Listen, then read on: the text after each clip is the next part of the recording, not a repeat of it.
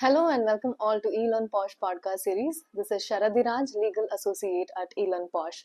Today I have with me Miss Maya Sreenivasan, a psychologist and subject matter expert on POSH. Welcome, Maya.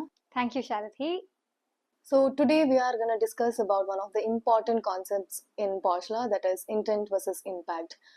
So Maya, recently in the case of HCL Technologies versus N. Parthasarathi, Madras High Court held that even something like hand holding and touching someone's arm could amount to sexual harassment. In this case, the respondent was in a supervisory role.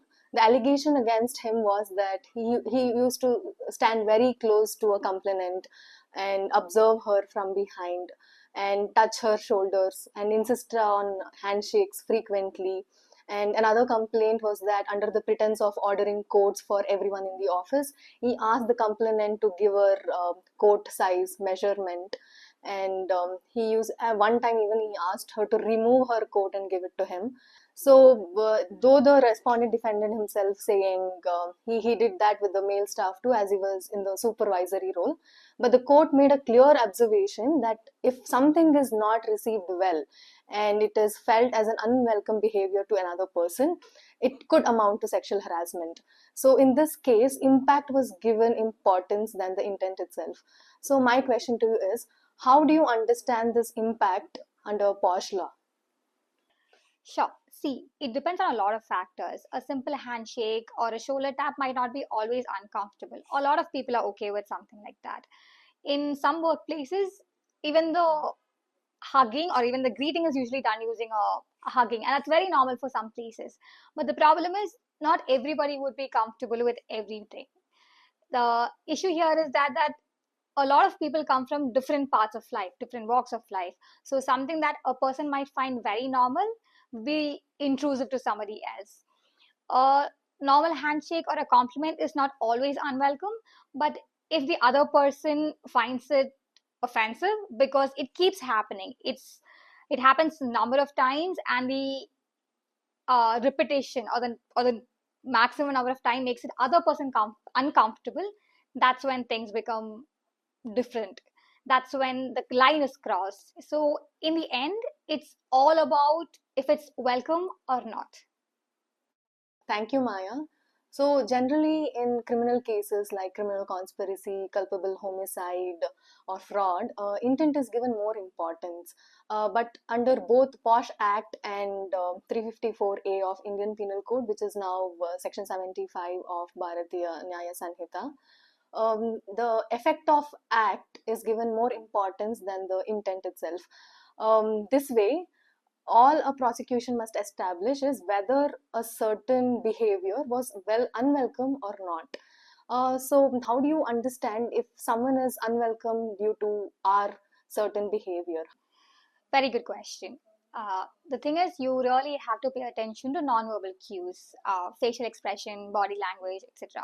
Say you're explaining something to somebody and you're standing very close.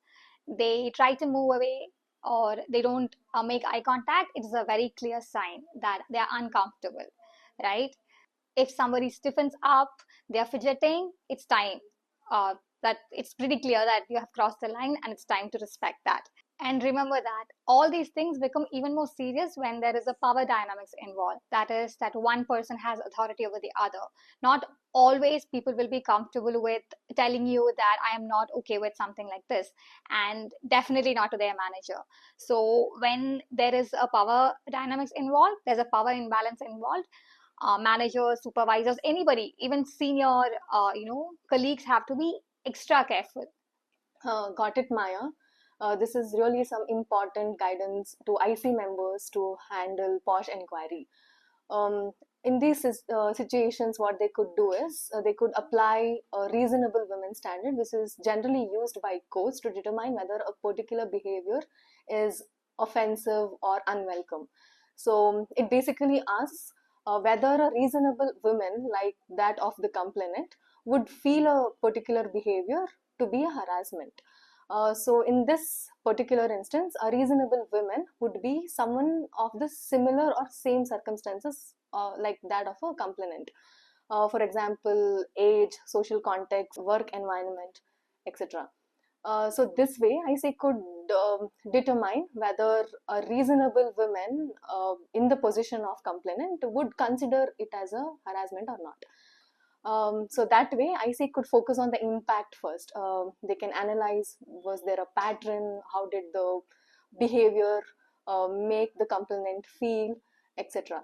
Later, they can focus on the intent to understand the context of the respondent and see if it was on a repeated basis or not. But intent should never be used as a reason to dismiss the impact.